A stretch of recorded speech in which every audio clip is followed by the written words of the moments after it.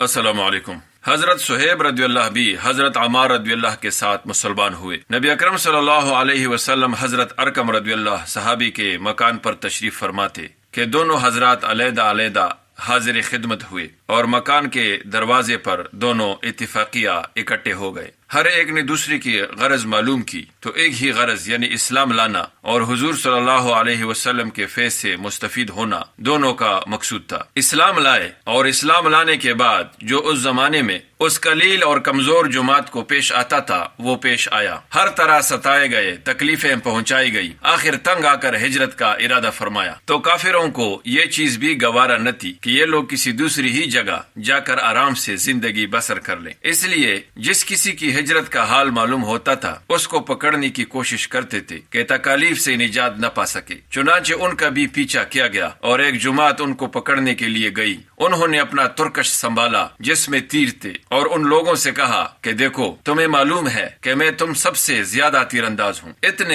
ایک بھی تیر میرے پاس باقی رہے گا تم لوگ مجھ تک نہیں آ سکو گے، اور جب ایک بھی تیر نہ رہے گا تو میں اپنی تلوار سے مقابلہ کروں گا، یہاں تک کہ تلوار بھی میرے ہاتھ میں نہ رہے۔ اس کے بعد جو تم سے ہو سکے کرنا، اس لیے اگر تم چاہو تو اپنی جان کے بدلے میں اپنے مال کا پتہ بتلا سکتا ہوں جو مکہ میں ہے، اور 2 باندیاں بھی ہیں، وہ سب تم لے لو۔ اس پر وہ لوگ راضی ہو گئے اور اپنا مال دے کر جان چھڑائی۔ اسی بارے میں آیات پاک نازل ہوئی جس کا ترجمہ یہ ہے، بعض لوگ ایسے ہیں جو اللہ کی رضا کے واسطے اپنی جان کو خرید لیتے ہیں اور اللہ تعالیٰ بندوں پر مہربان ہے۔ حضور صلی اللہ علیہ وسلم اس وقت کوبہ میں تشریف فرماتے، صورت دیکھ کر ارشاد فرمایا کہ نفع کی تجارت کی۔ صہیب رضی اللہ کہتے ہیں کہ حضور صلی اللہ علیہ وسلم اس وقت کھجور نوش فرما رہے تھے اور میری آنکھ دکھ رہی تھی، میں بھی ساتھ کھانے لگا۔ حضور صلی اللہ علیہ وسلم نے فرمایا آنکھ تو دکھ رہی ہے اور کھجوریں کھاتے ہو۔ میں نے عرض کیا کہ حضور صلی اللہ علیہ وسلم اس آنکھ کی طرف سے کھاتا ہوں جو تندرست ہے۔ حضور صلی اللہ علیہ وسلم یہ جواب سن کر ہنس پڑے۔ حضرت صہیب رضی اللہ بڑے ہی خرچ کرنے والے تھے، حتیٰ کہ حضرت عمر رضی اللہ نے ان سے فرمایا کہ تم فضول خرچی کرتے ہو۔ انہوں نے عرض کیا کہ ناحق کہیں خرچ نہیں کرتا۔ حضرت عمر رضی اللہ کا جب وصال ہونے لگا تو انہی کو